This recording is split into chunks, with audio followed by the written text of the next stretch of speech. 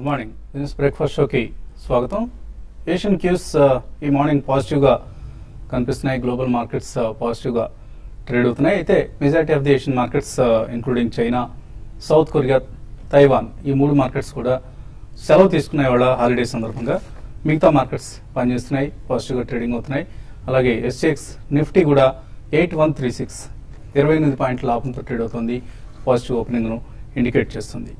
So ఈ వారం చాలా కీలకమైన డేటా వెలువడబోతోంది. వారం అంతా కూడా ఏదో ఒక డేటా వెలువడుతూనే ఉంటుంది. ట్రేడ్ డేటా, అలాగే consumer price inflation, IIP data, July నెల IIP డేటా ఇవన్నీ రాబోతున్నాయి. సో ఈ డేటాను మార్కెట్స్ కీలకంగా గమనిస్తాయి. అలాగే గ్లోబల్ మార్కెట్స్లో కూడా సెప్టెంబర్ అంటే ఈ నెల 16-17 తేదీల్లో ఫెడ్ రిజర్వ్ మీటింగ్ ఉంది. ఈ మీటింగ్లో ఎటువంటి రేట్ ఇంక్రీజ్ డెసిషన్స్ తీసుకుంటుందా లేకపోతే ప్రస్తుతానికి వాయిదా వేస్తున్న అంశాన్ని మార్కెట్స్ కీలకంగా గమనిస్తున్నాయి. ఎందుకంటే జాబ్స్ డేటా కొంత డిసప్పాయింట్ చేసింది. లాస్ట్ వీక్ ఎండ్లో వెలువడిన unemployment non farm payrolls data కొంత డిసప్పాయింట్ చేసింది. సో ఈ నేపథ్యంలో rate increase decision fed reserve తీసుకోపోవచ్చు అన్న అంచనా మార్కెట్స్లో ఉంది. కొంత ఇది మార్కెట్స్కు పాజిటివ్గా కూడా మనం అనుకోవచ్చు. అండ్ లాస్ట్ వీక్ కూడా చూసాం మనం, ఇండియన్ మార్కెట్స్ స్ట్రాంగ్గా క్లోజ్ అయ్యాయి. నిఫ్టీ వారం అంతా చూస్తే 1.7% లాభంతో క్లోజ్ అయింది. అలాగే mid cap index 4.5% out perform చేసింది. అయితే నిఫ్టీ 8100 మార్కును కొంత ఒక రెసిస్టెన్స్గా తీసుకుంటుంది అండ్ 8050 మార్కును నిలబెట్టుకుంటుంది. సో అక్కడ 8100 పైన కంఫర్టబుల్గా క్లోజ్ కాలేకపోతుంది. సో ఈ అంశాన్ని కొంచెం మనం హైయర్ లెవెల్స్లో వస్తున్న సెల్లింగ్గా భావించవచ్చు, ప్రాఫిట్ టేకింగ్ కారణం కావచ్చు. అలాగే FIS 8000 పుట్స్ ద్వారా తమ పొజిషన్స్ని హెడ్జ్ చేసుకోవటం ఇవన్నీ కారణంగా మనం అనుకోవచ్చు. సో సెక్టర్ తర్వాత సెక్టర్ పార్టిసిపేట్ చేస్తున్నాయి ర్యాలీలో. బుల్ రన్ యథాతథంగా కొనసాగుతోంది అండ్ సిక్లికల్స్ మాత్రమే వెనుకబడ్డాయి.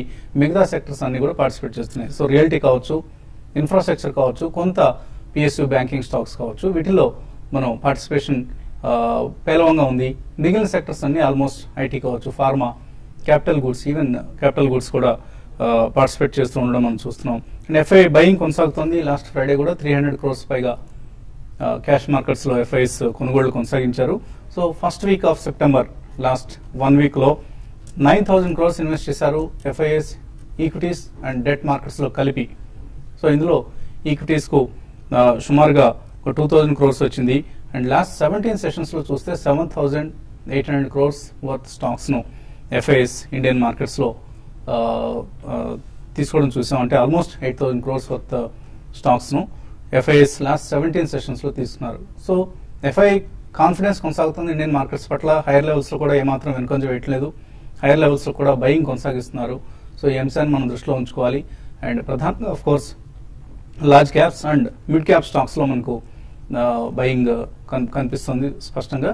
కొన్ని groups like JP Associates, DLF ఇటువంటి గ్రూప్స్ మినహాయిస్తే.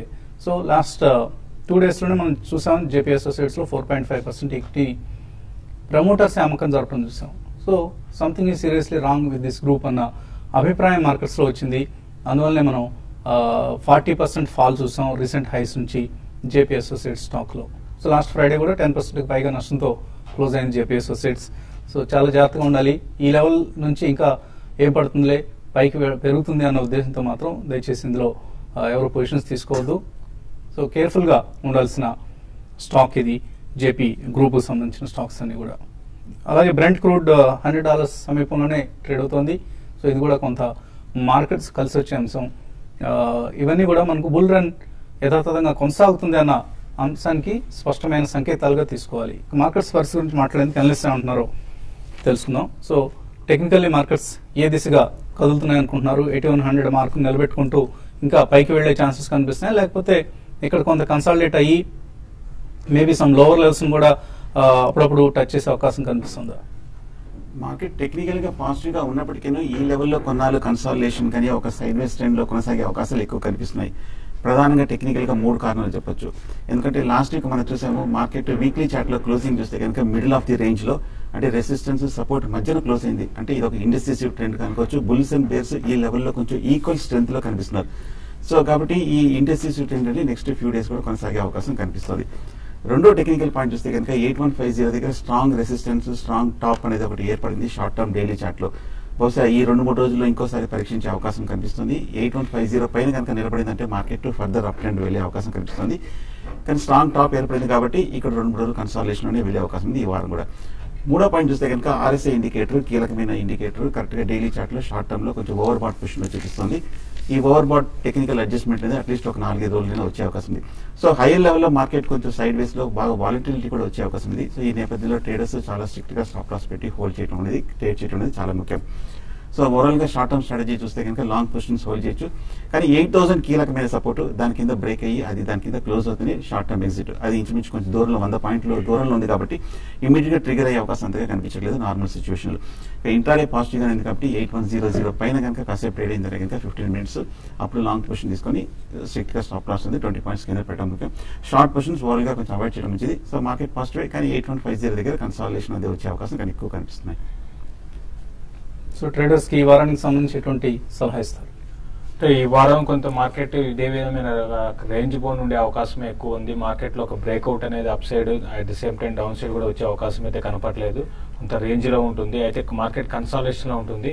ఇటువంటిప్పుడు ఏంటంటే ఎక్కువ మిడ్ క్యాప్ స్టాక్స్ కొంచెం పెరగడానికి మనకి స్కోప్ కనపడుతుంది. లాస్ట్ వీక్ కూడా చూసాము. లాస్ట్ 2 ట్రేడింగ్ సెషన్ లో నిఫ్టీ లో నుంచి బాగా 8060 ఆ లెవెల్ నుంచి బాగా రికవరీ కావడం చూసాము. కాబట్టి షార్ట్ టర్మ్ ట్రెండ్ అరౌండ్ 8060 నిఫ్టీకి సపోర్ట్ అని చెప్పొచ్చు. అట్ ద సేమ్ టైం మనం చాలా స్టాక్స్ కూడా ఇన్ని రోజులు పార్టిసిపేషన్ చేయని స్టాక్స్ లో కొంత యాక్టివిటీ కనపడింది. అయితే high beta stocks, power stocks చాలా వీక్ గా ఉన్నాయని చెప్పొచ్చు. కాబట్టి ఇటువంటి స్టాక్స్ మాత్రం కొంచెం ర్యాలీస్ వచ్చినప్పుడు ట్రేడర్స్ ఎగ్జిట్ కామంటారు. ఇదిగాక other mid cap counters Arvind అయితే కంటిన్యూగా ఒక అప్ ట్రెండ్ అనేది బుల్ రన్ అరవింద్ స్టాక్స్ లో కనపడింది. తర్వాత రిలయన్స్ ఒకటి చాలా కన్సాలిడేషన్ లో ఉండి ఒక మేజర్ బ్రేక్అవుట్ 1020 పైన మనకి ఆల్రెడీ చూసాము. అయితే ఇక్కడి నుంచి స్టాక్ ఇంకా లార్జ్ క్యాప్ లో ఇది ఇంకా పెరిగే అవకాశం ఉంది. తర్వాత SBI ఒకటి లాస్ట్ ట్రేడింగ్ సెషన్ లో చాలా స్ట్రాంగ్ గా క్లోజ్ అయింది. కాబట్టి రెండు స్టాక్స్ ఇండెక్స్ బేస్డ్ స్టాక్స్ లో కొంచెం అప్ ట్రెండ్ కొనసాగవచ్చు. మిడ్ క్యాప్ స్టాక్స్ విషయానికి వస్తే కొంత అప్ ట్రెండ్ కొనసాగడానికి అవకాశం ఉన్న స్టాక్స్ చెప్పాలంటే ఎక్సైడ్ ఇండస్ట్రీస్ ఒకటి లాస్ట్ వీక్ కొంత కన్సాలిడేషన్ లో ఉంది. మంచి అప్ ట్రెండ్ రావడానికి అవకాశం ఉంది. 162 పైన కానీ సస్టైన్ కాగలిగితే అరౌండ్ 174 to 178 దాకా పెరగవచ్చు షార్ట్ టర్మ్ ట్రెండ్. కాబట్టి దీంట్లో బయింగ్ పొజిషన్ తీసుకోమంటాను. తర్వాత ఇంకొక మిడ్ క్యాప్ స్టాక్ వచ్చి అంటే F&O లేని స్టాక్ మిర్జా ఇంటర్నేషనల్ ఒకటి చాలా స్ట్రాంగ్ అప్ ట్రెండ్ లో ఉంది. ఫండమెంటల్ కూడా చాలా స్ట్రాంగ్ ఉంది. దీని పొజిషనల్ ట్రేడర్స్ కొంతకాలం ఒక 10 to 15 డేస్ లేకపోతే 1 month 1 month కోసం అయితే దీంట్లో కరెంట్ అవర్స్ లో పొజిషన్ తీసుకోమంటాం. బ్యాంకింగ్ స్టాక్స్ కూడా ఈ రోజు బెటర్ గానే ఉండే అవకాశం ఉంది. మరి ముఖ్యంగా క్రూడ్ ఆయిల్ 6600 రావడం అనేది మన ఇండియన్ కి చాలా మంచి సూపర్ అని చెప్పొచ్చు. కాబట్టి దానివల్ల ఏంటంటే బ్యాంకింగ్ స్టాక్స్ లో ఇంకా ర్యాలీ అనేది కొనసాగే అవకాశం ఉంది. ICICI బ్యాంక్ తర్వాత బ్యాంక్ నిఫ్టీ కూడా కరెంట్ అవర్స్ నుంచి పెరగవచ్చు. దాంట్లో కూడా లాంగ్ పొజిషన్ తీసుకోమంటారు. అయితే లార్జ్ క్యాప్ కన్నా మిడ్ క్యాప్ స్టాక్స్ ఎక్కువ పెరగవచ్చు. కాబట్టి కొంచెం టైం బీయింగ్ మాత్రం 1 week కోసం లార్జ్ క్యాప్ లో ప్రాఫిట్ ఉంటే బుక్ చేసుకొని మిడ్ క్యాప్ స్టాక్స్ లోనే లాంగ్ పొజిషన్ తీసుకోమని చెప్తాను. అలాగే ప్రభుత్వ రంగ విద్యుత్ ఉత్పాదక సంస్థ NTPC countries largest power producer Andhra Pradesh రాష్ట్రంలో మరొక 4000 మెగావాట్ల విద్యుత్ ఉత్పాదక ప్లాంట్ నెలకొల్పబోతోంది. దీనికి సంబంధించి ఆంధ్రప్రదేశ్ ప్రభుత్వం విశాఖపట్నం సమీపంలో సంస్థకు 1200 ఎకరాల భూమిని కేటాయించింది. 4000 మెగావాట్ల విద్యుత్ ఉత్పాదకతను దశల వారీగా NTPC అమలు చేస్తుంది. సో 5 800 మెగావాట్ల సూపర్ క్రిటికల్ ప్లాంట్స్ ను ఏర్పాటు చేస్తుంది. సో పూర్తిగా ఇంపోర్టెడ్ కోల్ మీదనే ఆధారపడే ఈ పవర్ ప్రాజెక్ట్ వచ్చే 4 ఏళ్లలో పూర్తవుతుందని NTPC భావిస్తుంది. ఇదే కనుక ఈ ప్రాజెక్ట్ పూర్తిగా కార్యరూపం దాల్చినప్పుడు ఆంధ్రప్రదేశ్ రాష్ట్రం మిగులు విద్యుత్తును ఉత్పత్తి చేయగలుగుతుంది. సో కరెంట్ కష్టాలు పూర్తిగా ఆంధ్రప్రదేశ్ రాష్ట్రానికి సంబంధించి తొలగిపోతాయి. దీనికి సంబంధించి సంస్థ జనరల్ మేనేజర్ ఏమంటున్నారో ఒకసారి చూద్దాం.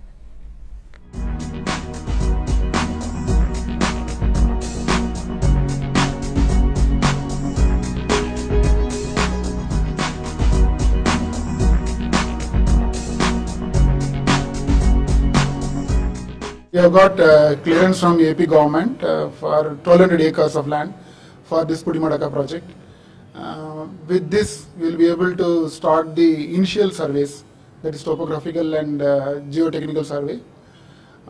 This project is of a configuration of 5 into 800 megawatt, the present configuration, and will be consisting of supercritical technology, This is good. Basically, is on imported coal. The supercritical technology is used for the purpose of to reduce the pollution, basically, and to have a very high efficiency of operation. So basically, this will reduce the cost of the generation. And the current estimate what you have proposed is 20,000 crores. So Visakha జిల్లా పూడిమడక ఈ ప్రాంతంలో NTPC 4,000 మెగావాట్ల విద్యుత్ ఉత్పాదన ప్లాంట్ను నెలకొల్పబోతుంది. సుమారుగా 20,000 కోట్ల రూపాయల పెట్టుబడితో. కాలర్స్ లైన్ ఉన్నారు. ఫస్ట్ కాలర్ గుడివాడ నుంచి శ్రీనివాసరావు. హలో. హలో, నమస్తే సార్. నమస్తే అండి, అడగండి సార్. జేపీ గురించి ఇప్పుడు మీరు తీసుకోవద్దన్నారు, ఇంకా తగ్గితే తీసుకోవచ్చండి. కొద్దిగా అట్రాక్టివ్ ప్రైస్ లో కనబడుతున్నట్టు అనిపిస్తుంది. అట్రాక్టివ్ ప్రైస్ కనిపిస్తోందండి, కానీ ప్రస్తుతానికి కంపెనీకి సంబంధించిన డెట్ కన్సర్న్స్ చాలా ఎక్కువగా మార్కెట్స్ లో ఉన్నాయి. సో ఈ డెట్ ని ఎలా తగ్గించుకుంటారు? ఇంతకుముందు వాళ్ళు ఏవైతే అసెట్స్ ను కొంత అమ్మకానికి ప్రయత్నించారో అదంతా కూడా ఒక కొలికి రావడం లేదు. అండ్ ఈలోగా ప్రమోటర్స్ స్టేక్ అమ్ముకోవడం, ఇవన్నీ కూడా కంపెనీలో ఏం జరుగుతుందన్న అనుమానాలకు ఆందోళనకు దారితీస్తున్నాయి. సో ఒక ఫండమెంటల్స్ ఇంప్రూవ్ అవుతున్నాయన్న వార్తలు వచ్చేంత వరకు ఈ కౌంటర్ దూరంగా ఉంటుంది మంచిదని మనం చెప్పడం జరిగింది. సో టెక్నికల్ గా ఎలా కనిపిస్తుంది? ఇంకా లోవర్ రేట్స్ వచ్చే అవకాశం ఉందా? టెక్నికల్ గా చూస్తే కనుక మార్కెట్ వీక్ గానే ఉంది ఈ జేపీఎస్ సూసిట్. కాకపోతే మనం కరెంట్ రేట్ 28-27 దగ్గర మనం last year major long term bottom కూడా ఏర్పడింది. ఇక్కడ నుంచి కొంచెం ఫర్దర్ గా కన్సాలిడేషన్ అయ్యే అవకాశం ఉంది. బట్ ఏదైనప్పటికీ కొంచెం ఈ 27-26 దగ్గర కీలకమైన లెవెల్లో వాచ్ చేయండి. అక్కడ కనుక ఏమైనా పాజిటివ్ డెవలప్మెంట్ వచ్చిందంటే కనుక అప్పుడు తీసుకోవచ్చు. బట్ యాజ్ ఇట్ ఈస్ ఇంత బ్రేక్ డౌన్ వచ్చింది కాబట్టి కన్సాలిడేషన్ కూడా మరింత సమయం పట్టే అవకాశం. ప్రస్తుతానికి కొంచెం వెయిట్ చేస్తే మంచిది. సో హడావుడేం లేదండి, తొందర ఏం లేదు. జేపీ అసోసియేట్స్ బాగా తక్కువకి వచ్చింది, అది ఇక్కడ నుంచి మళ్ళీ పైకి పెరిగిపోతుందేమో అన్న ఆందోళన అయితే అవసరం లేదు. సో కేర్ఫుల్ గా వాచ్ చేసి ఏదైనా న్యూస్ డ్రివెన్ డెవలప్మెంట్ ఉన్నప్పుడే ఈ కౌంటర్లో ఎంటర్ అయ్యే ప్రయత్నించండి JP associates or even for that matter any JP group companies. Kakinada నుంచి అంజన్ కుమార్ లైన్ ఉన్నారు. హలో. హలో, అడగండి అంజన్. నమస్కారం. నా పేరు అంజన్ కుమార్, కాకినాడ నుంచి. అడగండి. ఎల్ఎంఎల్ కంపెనీ గురించి ఏమవుతుంది? ఎల్ఎంఎల్ కంపెనీ, ఎల్ఎంఎల్ ఇప్పుడు అసలు ఏమి ప్రొడక్షన్ ఏమి లేదు కదండి. కొత్త స్కూటర్ వచ్చింది కదండి. ఎల్ఎంఎల్ అంటే కొత్త స్కూటర్ వచ్చి మీరు వచ్చినా కూడా పెద్దగా మార్కెట్ లో దానికి పెద్దగా మనకి బ్రాండ్ ఇమేజ్ ఇంతకు ముందు ఉన్న బ్రాండ్ ఇమేజ్ లేదండి. అయితే రీసెంట్ గా ఆటో యాన్సిలరీ ఆటో కంపెనీస్ అని కూడా చాలా సేల్స్ ఫిగర్ చాలా స్ట్రాంగ్ ఉండడం వల్ల ఏంటంటే ఈ స్టాక్ కూడా బాగా పెరగడం జరిగింది. రిజల్ట్ పరంగా స్టాక్ లో ఎటువంటి ఇంప్రూవ్మెంట్ అనేది కనపడలేదు. ఇంకా మైనస్ లోనే ఉంది. 60 కోట్ల మీద 20 కోట్లు 25 కోట్లు మైనస్ లో ఉంది. కాబట్టి ఇప్పట్లో ఎల్ఎంఎల్ పెద్దగా పెరిగే అవకాశం లేదు. ఏదైనా బ్రాండ్ సక్సెస్ అయితే ఇంతకుముందు మీరు అన్నట్టుగా కొత్తగా లాంచ్ చేస్తే అది బ్రాండ్ సక్సెస్ అయితేనే మళ్ళీ ఎల్ఎంఎల్ లో బాగా పెరిగే అవకాశం ఉంది. కంపెనీకి డెట్ కూడా ఉందండి, కాబట్టి ఇప్పట్లో పెద్ద పెరగదు. కాబట్టి సెక్టర్ స్ట్రాంగ్ ఉంది కాబట్టి కొంచెం ఈ లెవెల్ నుంచి పెరగచ్చు. దాని దృష్టిలో పెట్టుకుని మీరు ట్రేడ్ చేసుకోమని చెప్తానండి. తర్వాత కాలర్ శ్రీకాంత్ రెడ్డి నిర్మల్ నుంచి. Hello. Hello, good morning sir. Good morning అండి, అడగండి. సార్, ఐటీసీ ఫ్యూచర్ 352 లో బై చేశాను సార్ ఒకటి. ఇంకొకటి టాటా గ్లోబల్ 152 లో ఫ్యూచర్ ఉన్నది సార్. ఇంకోటి ఆదిత్య బిర్లా 1450 లో ఉన్నది సార్ ఫ్యూచర్. ఈ 1 or 2 months రోల్ ఓవర్ చేసుకోగలను అంటే టార్గెట్ ఎంత ఎక్స్పెక్ట్ చేయొచ్చు? స్టాప్ లాస్ చెప్పండి సార్. 3 ఫ్యూచర్స్ లో ఎలా ఉంటాయి? ఐటీసీ చూస్తే కనుక సైడ్ వేస్ లో కనిపిస్తుంది. ఇంకొక FMCG major Hindustan Lever continuous గా బులిష్ గా ఉన్నప్పటికీ ఐటీసీ మటుకు కొంచెం టెక్నికల్ గా సైడ్ వేస్ లో ఉంది. కాకపోతే కరెంట్ రేట్ కరెక్ట్ గా సపోర్ట్ దగ్గర ఉంది. స్ట్రిక్ట్ గా 345 కింద స్టాప్ లాస్ పెట్టి హోల్డ్ చేయండి. అలాగే టాటా గ్లోబల్ చూస్తే కనుక లాస్ట్ వీక్ ఒక మేజర్ వాల్యూమ్స్ తోటి కొంచెం అప్వర్డ్ బ్రేక్అవుట్ కనిపించింది 150 నుంచి 162-165 వరకు. కాకపోతే కరెంట్ రేట్ కరెక్ట్ గా 165 దగ్గర స్ట్రాంగ్ రెసిస్టెన్స్ ఉంది. 165 కనుక బ్రేక్అవుట్ అయిందని కనుక 175 వరకు వెళ్ళే అవకాశం ఉంది. స్టాప్ లాస్ నా ఉద్దేశం కరెక్ట్ గా 155 కింద స్ట్రిక్ట్ గా స్టాప్ లాస్ పెట్టి హోల్డ్ చేయండి. నెక్స్ట్ మంత్ రోల్ ఓవర్ కాదండి, మీ టార్గెట్ వచ్చిందంటే కనుక షార్ట్ టర్మ్ లో ఫ్యూచర్స్ లో ఎప్పుడైనా సరే ప్రాఫిట్ బుక్ చేయాలి. అలాగే స్ట్రిక్ట్ గా స్టాప్ లాస్ అనేది మెయింటైన్ చేయడం అనేది ఫ్యూచర్స్ లో మస్ట్ గా ఉండాలి. రాజు హైదరాబాద్ నుంచి. హలో. హలో, అడగండి రాజు. సార్. హలో, అడగండి. సార్, శారదా ఐపీఓ గురించి అంటే అప్లై చేయొచ్చు? అప్లై లిస్టింగ్ వస్తే ఎంతలో లిస్టింగ్ అయ్యే అవకాశం ఉంది సార్? ఇంకోటి మిడ్ క్యాప్ స్టాక్స్ అంటారు కదా సార్, మిడ్ క్యాప్ స్టాక్స్ లేదా మల్టీబ్యాగర్ ఏదైనా సజెస్ట్ చేశారు సార్? ఏ స్టాక్స్ అంటారు? ఒకటి శారదా ఐపీఓ సార్, అప్లై చేద్దాం అనుకుంటున్నాం. Sharada crop time okay. రెండోది ఏంటి మీరు అడిగిన ప్రశ్న? మిడ్ క్యాప్స్ లో ఏదైనా మంచి స్టాక్స్ ఏదైనా సజెస్ట్ చేయగలుగుతారా సార్? 6 months పూర్తి ఏదైనా మల్టీబ్యాగర్ ఏదైనా? Okay, Sharda Cropchem IPO రేపటితో క్లోజ్ అవుతుందండి. 9th is the last date for IPO closure. ఇది ప్రధానంగా శారదా క్రాప్కమ్ అనేది ఒక ట్రేడింగ్ కంపెనీ. దీనిలో అగ్రికల్చర్ సంబంధించిన కెమికల్స్ ను ట్రేడింగ్ చేసే కంపెనీ. సో ఈ కంపెనీకి సంబంధించి ఫండమెంటల్స్ స్ట్రాంగ్ గానే కనిపిస్తున్నాయి ప్రస్తుతానికి. ఇటీవల కాలంలో టర్న్ ఓవర్ ఇవన్నీ కూడా భారీగా పెరిగాయి. ఐపీఓకి వచ్చే ముందు పెరగటం మామూలుగా ట్రేడింగ్ కంపెనీస్ లో సర్వసాధారణంగా చూస్తూ ఉంటాం. 145 to 156 రూపీస్ ప్రైస్ బ్యాండ్ లో ఇస్తున్నారు ఈ షేర్స్ ను. సో అగ్రి జనరిక్ మాలిక్యూల్స్ ను కంపెనీ మార్కెటింగ్ చేస్తూ ఉంటుంది. అలాగే కొంత ఎక్స్పోర్ట్ టర్న్ ఓవర్ కూడా ఉంది. All in all 80% of it's turn over comes from trading.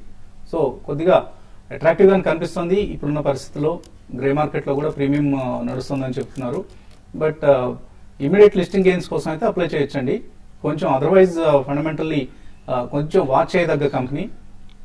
Otherwise ఇప్పుడున్న market conditions and positive sentiment కారణంగా అందులోనూ అగ్రి కెమికల్స్ సెక్టర్ సంబంధించి వాల్యుయేషన్స్ చాలా అట్రాక్టివ్ గా ఉన్నాయి మార్కెట్ లో. ఈవెన్ మనం యూపీఎల్ చూసిన, ధనుక చూసిన ఇటువంటి కంపెనీస్, అఫ్ కోర్స్ అవన్నీ మ్యానుఫ్యాక్చరింగ్ కంపెనీస్, ఇది ట్రేడింగ్ కంపెనీ. ఈ అంశాన్ని మనం దృష్టిలో ఉంచుకోవాలి. సో ట్రేడింగ్ కంపెనీస్ కి నార్మల్ గా కొంత వాల్యుయేషన్స్ తక్కువగా ఉంటూ ఉంటాయి. దీన్ని దృష్టిలో ఉంచుకొని కొద్దిగా రిస్క్ తీసుకోగలిగితే మీరు తప్పకుండా ఇన్వెస్ట్ చేయొచ్చు. And any mid cap recommendations? Mid cap లో మనం ఎక్సైడ్ ఇండస్ట్రీస్ ఒకటి బై చేసుకోవచ్చు అండి. కరెంట్ లెవెల్స్ నుంచి చాలా ఈ స్టాక్ అంటే రిజల్ట్ పరంగా ఇంప్రూవ్మెంట్ ఉంది. చాలా స్టాక్ లో ఒక అప్ ట్రెండ్ రావడానికి అవకాశం ఉంది. ఆల్రెడీ ఒక అప్ ట్రెండ్ వచ్చింది, ఇంకా పెరగడానికి అవకాశం ఉంది. తర్వాత ఎవరిడి ఇండస్ట్రీస్ కూడా అంటే బ్యాటరీస్ దాంట్లో ఉంది. ఇది టర్న్ ఓవర్ పరంగా చాలా ఇంప్రూవ్మెంట్ ఉన్నా కూడా ప్రాఫిట్స్ లో ఇప్పుడే మంచి ప్రాఫిట్స్ రావడం చూస్తున్నాము. కాబట్టి రెండు స్టాక్స్ ని ఇలా షార్ట్ టర్మ్ కి ఈవెన్ లాంగ్ టర్మ్ కూడా మీరు ఇన్వెస్ట్ చేసుకోమని చెప్తాను. లార్జ్ క్యాప్ స్టాక్స్ లో మాత్రం బయోకాన్ ఒకటి బై చేసుకోమని చెప్తానండి. రాజ్యలక్ష్మి ఉయ్యూరు నుంచి తర్వాత కాలర్. హలో, నమస్తే అండి. నమస్తే అండి, అడగండి. ఎన్ఈపిసి టెక్స్టైల్స్ ఫస్ట్ లో నాకు ఎలర్ట్ అయినాయి 100 షేర్లు ఉన్నాయండి. అసలు దాని గురించి ఏది తెలియట్లేదు నాకు. పేపర్లో అక్కడ కనపట్టలేదు, టీవీలో కానీ ఏమీను. అవునండి, ఒకప్పుడు వెలుగున గ్రూప్ ఇది ఎన్ఈపిసి అనేది, తమిళనాడుకి సంబంధించిన గ్రూప్. ఎన్ఈపిసి మికాన్ అనేవాళ్ళు ఫస్ట్ లో. అలాగే తర్వాత వాళ్ళు పవర్ సెక్టర్ లోకి, టెక్స్టైల్స్, ఏవియేషన్ లో కూడా వెళ్దామని ప్రయత్నం చేసిన గ్రూప్ ఇది. Almost 20 years back public issue రావడం, అప్పట్లో 3-4 కంపెనీస్ ఫ్లోట్ చేసి రకరకాలుగా ఇన్వెస్టర్స్ నుంచి డబ్బులు సమీకరించడం, పూర్తిగా గ్రూప్ పూర్తిగా తర్వాత మాయం కావడం జరిగింది. సో మనం చేయగలిగే లేదండి, కంపెనీ ట్రేడింగ్ కావట్లేదు, ఆల్మోస్ట్ నాన్ ఎగ్జిస్టెంట్ కంపెనీ ఇది. సో ప్రస్తుతానికి మీకు ఎటువంటి సొల్యూషన్ లేదు ఈ కంపెనీకి సంబంధించి. ఇప్పట్లో రివైవ్ అయ్యే ఛాన్సెస్ కూడా లేవు. మీరు ఇన్వెస్ట్ చేసిన డబ్బులు పోయినట్లుగానే భావించండి.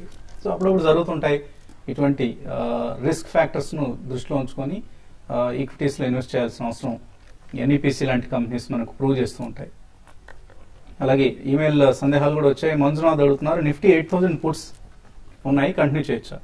కంటిన్యూ చేయడం మంచిది కదా, ఎందుకంటే లాస్ట్ వీక్ చూసాము, లాస్ట్ 2-3 రోజులు స్ట్రాంగ్ రియాక్షన్ తర్వాత లోయర్ లెవెల్ నుంచి బాగా రికవర్ అవుతుంది. అంటే ఇమీడియట్ గా బులిష్ కాకపోతే బేరిష్ మటుకు లేదు, సైడ్ వేస్ లో ఉంటే మటుకు పుట్ ప్రీమియమ్స్ తగ్గిపోయే అవకాశం ఉంది. ఏమాత్రం ఇవాళ రేపు డిప్ వచ్చిందంటే కనుక కవర్ చేయడం మంచిది. ఐమ్కో పెస్టిసైడ్స్ లాంగ్ టర్మ్ కోసం ఎలా ఉంటుంది? శ్రీకాంత్ అడుగుతున్నారు. ఐమ్కో పెస్టిసైడ్స్ అంటే లాంగ్ టర్మ్ కోసం అని కాకుండా రీసెంట్ గా మంచి అప్ ట్రెండ్ వచ్చింది. మీరు టైం బీయింగ్ హోల్డ్ చేయండి అంటే 55-60 రూపాయల దాకా పెరగవచ్చు. బట్ చాలా జాగ్రత్తగా ఉన్నారు ఇటువంటి స్టాక్స్ లో. పెరిగా వెంకటరమణ అడుగుతున్నారు, SBI 2600 call option, Reliance 1040 call option hold చేస్తున్నారు, ఎక్కడ ఎగ్జిట్ కావాలి? రెండు ప్రస్తుతం హోల్డ్ చేయండి. ఎస్బీఐ నిన్న లాస్ట్ ఫ్రైడే కొంచెం వాల్యూమ్స్ తోటి కొంచెం పెరగడం జరిగింది. నా ఉద్దేశం ఏమాత్రం నెక్స్ట్ టార్గెట్ 2600 బ్రేక్అవుట్ అయిందంటే కనుక అక్కడ మీరు ప్రస్తుతానికి అయితే హోల్డ్ చేయొచ్చు. అలాగే రిలయన్స్ కూడా మనం చూసినాము, లాస్ట్ 2-3 రోజులుగా 1030 రూపీస్ దగ్గర కన్సాలిడేషన్ అవుతుంది. 1040 బ్రేక్ అవుతే కనుక సేఫ్ జోన్ లో ఉన్నట్టు. హరనాథ్ బాబు అడుగుతున్నారు, కంటైనర్ కార్పొరేషన్, బామర్ లారీ, ఇవి రెండు హోల్డ్ ఆర్ ఎగ్జిట్ అని అడుగుతున్నారు. మీరు ఏ రేట్లో ఎంటర్ అయ్యారో కూడా రాయాలండి, దాన్ని బట్టి మనం కొంత గైడెన్స్ ఇవ్వడానికి వీలవుతుంది, బెటర్ గైడెన్స్ ఇవ్వడానికి. బాల్మర్ రావేస్ అయితే మీరు హోల్డ్ చేయండి అండి. కంటిన్యూగా చాలా స్ట్రాంగ్ అప్ మూవ్ లో ఉంది. ఇంకా అప్ మూవ్ అనేది కొనసాగడానికి అవకాశం ఉంది. అరౌండ్ 700 రూపీస్ దాకా పెరగవచ్చు అండి. నోయిడా టోల్ బ్రిడ్జ్ కొనుక్కోవచ్చా? కార్తీక్ అడుగుతున్నారు. నోయిడా టోల్ బ్రిడ్జ్ ఫండమెంటల్లీ చాలా స్ట్రాంగ్ కంపెనీ అండి, ప్లస్ డివిడెండ్ కూడా ఇచ్చే కంపెనీ. మీరు డెఫినెట్ గా మీరు కరెంట్ లెవెల్స్ లో బై చేసుకోవచ్చు. అలాగే గుత్తా మనోహర్ అండ్ మరికొంతమంది కూడా మనకు శారదా క్రాప్కమ్ ఐపీఓ గురించి అడుగుతున్నారు. ముందుగానే చెప్పినట్లుగా Sharda Cropchem is on the face of it's a good issue. Grey market లో ఉన్న క్రేజ్ దృష్ట్యా చూసినా కూడా ఇమీడియట్ గెయిన్స్ కి అయితే ఆస్కారం ఉంది లిస్టింగ్ తర్వాత. కానీ కొద్దిగా రిస్క్ అప్టైట్ ఉంటేనే తీసుకోండి, అదర్వైజ్ అవాయిడ్ చేయండి ఈ ఇష్యూని. ఎందుకంటే బేసికలీ ట్రేడింగ్ కంపెనీ అని అనుకున్నాం.